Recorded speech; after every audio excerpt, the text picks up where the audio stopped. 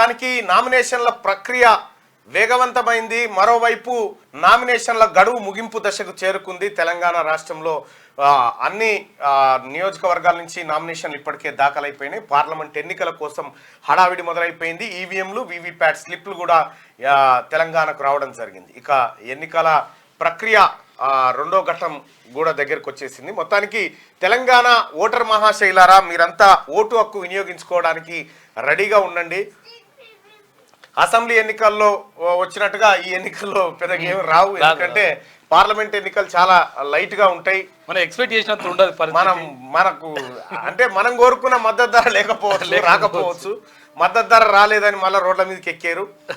ఎందుకంటే అంటే అందరికి చెప్తాను, కొందరికి నిజాయితీగా ఓట్లు వేస్తారు, నిజాయితీగా ఓటు విలువ తెలుసుకొని చేస్తారు. కానీ కొంతమంది మాత్రం జర ఆ కార్యక్రమాల్లో ఉంటారు. కాబట్టి మనం ఏమన్నీ లేదుగా ఇప్పుడు కూడా.